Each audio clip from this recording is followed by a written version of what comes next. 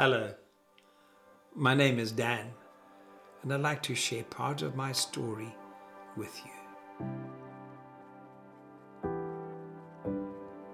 I was born in 1947 in what was then known as Rhodesia in Africa.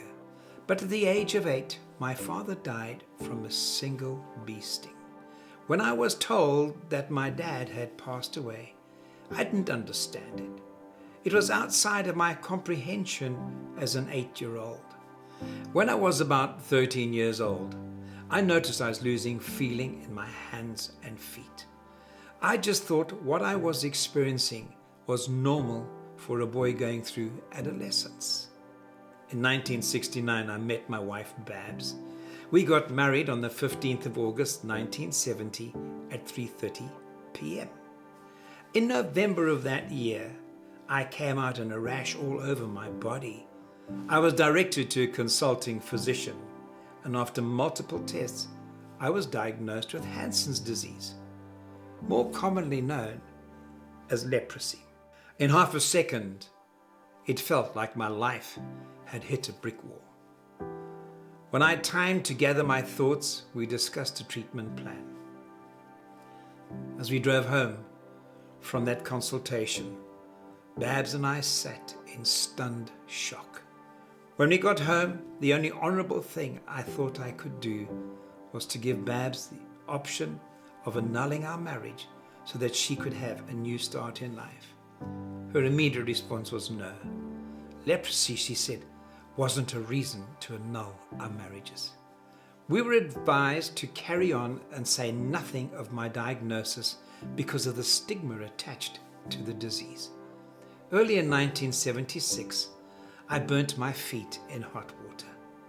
My right foot got infected with osteomyelitis, which caused years of infections, hospitalizations, and eventually led to me having my right foot amputated in 1980. We never lost hope.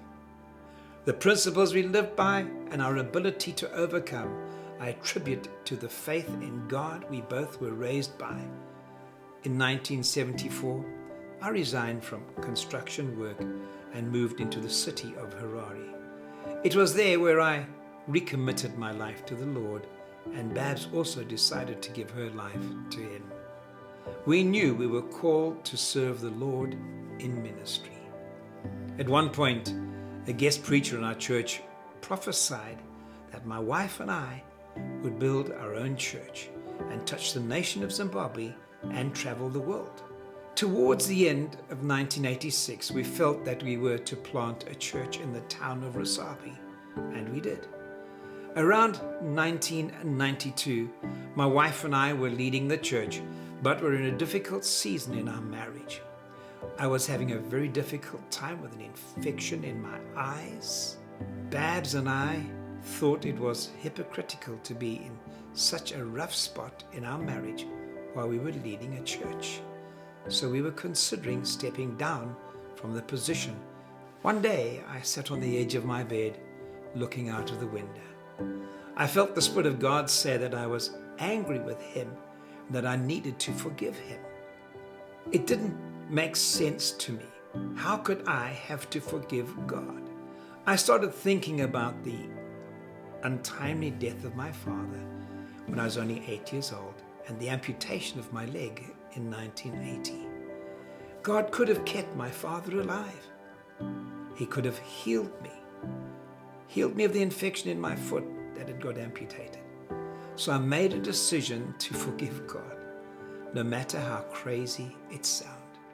Within hours, the infection in my eyes was healed, and our marriage turned a corner. I'm now 75 years old. As of this year, I've had leprosy in my body for 70 years. I was diagnosed 50 years ago, and I've had an amputated leg for 42 years.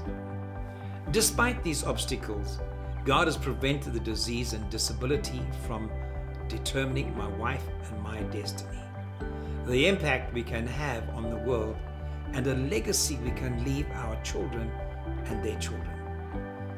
We have the great privilege of being advocates for 3 to 5 million people around the world that suffer from the disease of leprosy. Some of the most positive moments we have is with doctors. Many of them ask me how I'm still alive. My stock reply is, "The Lord isn't finished with me yet."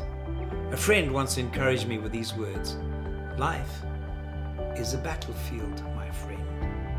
It's not a recreation room. It's a fight, and it's not a game. Run if you will, run if you can, but I came here to stay." I hope my story has encouraged you to trust in the Lord.